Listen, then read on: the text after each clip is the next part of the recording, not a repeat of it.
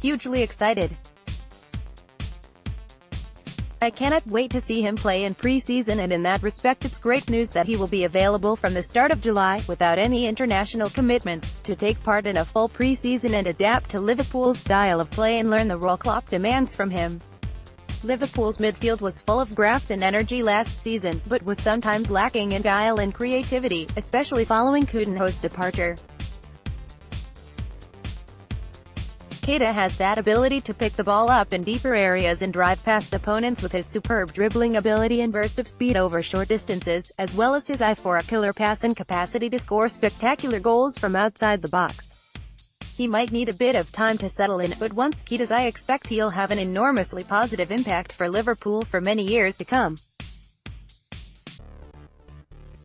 Is Keita the most anticipated new arrival in Liverpool's history? We've all had a season to get excited. Quite possibly, although the drama of the Van Dijk transfer saga runs him close. I actually think the fact the deal was done last summer has meant he's gone somewhat under the radar in terms of how significant his arrival is this summer, as it doesn't feel quite like a new signing even though he very much is. The fact we now finally get to see him in a Liverpool shirt after waiting a whole year is brilliant, and I genuinely believe we have one of the most gifted midfielders in Europe on our books now. I'm also a big fan of the way he's been bold enough to be the first player to take the number 8 shirt from Steven Gerrard. That shows great belief in his own ability, and I'm confident he'll live up to the billing. How do you see Liverpool's midfield shaping up with Keita and fellow new signing Fabinho involved?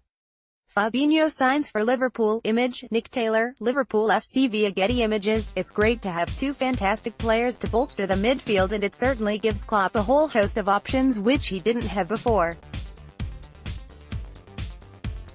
I expect Fabinho will occupy the number 6 role, perhaps on a rotational basis with Henderson, as the Brazilian is very much a specialist defensive midfielder, the type of player I've wanted Liverpool to sign for quite some time.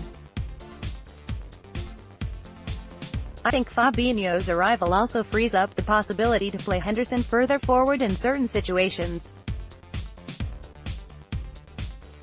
With Keita, his versatility means he can play virtually any position in the midfield, although I think he'll probably be used predominantly in a box-to-box type role, similar to the position Wijnaldum tends to play in, as the middle man in the midfield trio, tracking back defensively, but also with a license to get forward and link up with the attack.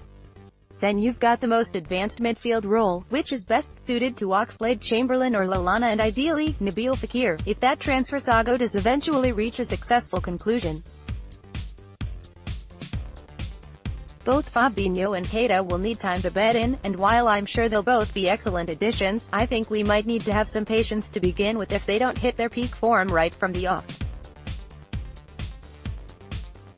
With Danny Ings likely to leave this summer, do Liverpool need to add to their forward line? Danny Ings shows his appreciation to the fans at the end of the match between Liverpool and Brighton. 2018. Image, John Powell, Liverpool FC via Getty Images. I don't think we'll see an orthodox striker come in, but I definitely think Liverpool need to reinforce the front line to ensure better quality depth beyond the first-choice front three.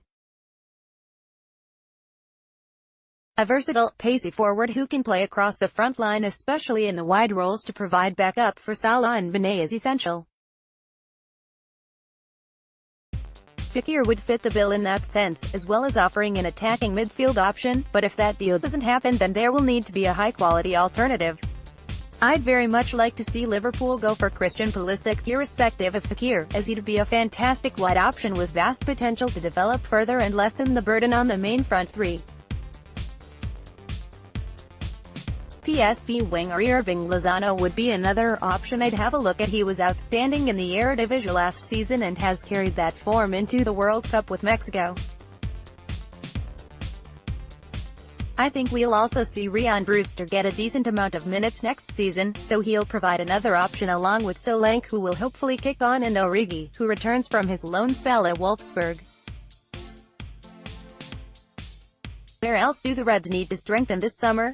Liverpool's Daniel Sturridge in action as Villarreal goalkeeper Alphonse Areola dives during the UEFA Europa League semi-final, second leg at Anfield. Liverpool Nigel French, PAYRA goalkeeper is the obvious one, and I'd say it's pretty essential Liverpool buy one this summer. Simon Mignolet will surely move on, and Danny Ward needs to play regular football, so regardless of the Lloris Karius situation, Liverpool will need to sign a keeper to at least provide competition for the number 1 spot. Personally, I think Karius is a decent keeper and played well in the second half of last season, but I just don't think Liverpool can afford to go into the new season with him still as first choice if they want to challenge for the league title and silverware. The mental aspect of what happened in Kiev will be really tough for him to overcome, and there will be virtually no patience with him in the crowd. In terms of transfer targets, Alisson is the big name Liverpool clearly want, but I struggle to see it happening, as much as I think Liverpool should bite the bullet and pay whatever it takes to get him from Roma. If Alisson proves unattainable, I'd like to see Liverpool have a look at PSG's Alphonse Areola, or Sevilla's Sergio Rica, as alternatives. Neither would be a guaranteed success, but it cannot be a case of Alisson or bust. Any other business? A FIFA official speaks to Egypt's Mohamed Salah after the match against Saudi Arabia. Image, Nicholas Asfouri, AFP, Getty Images. It's been a rough few weeks for Mo Salah after what happened in the Champions League final, and then Egypt's early exit at the World Cup. He deserved better after such a phenomenal season, and I think that disappointment will actually serve as extra motivation for him to come back stronger next season and demonstrate once again why he is among the very best players in the world. There will be plenty of opposition fans, players and managers hoping last season was just a one-off, but I think Salah will be fired up for another magnificent season for Liverpool. In general, it's the first summer for a long time where Liverpool don't have a huge amount to do in the transfer market. The team is in fantastic shape, and it's just a case of filling in a few small gaps here and there, and adding more depth in a couple of positions. The front line is spectacular, the midfield looks really well stocked, and the defense is in good shape. The way last season ended was a huge disappointment, but the overwhelming sense this summer is one of great optimism and confidence for the new season ahead.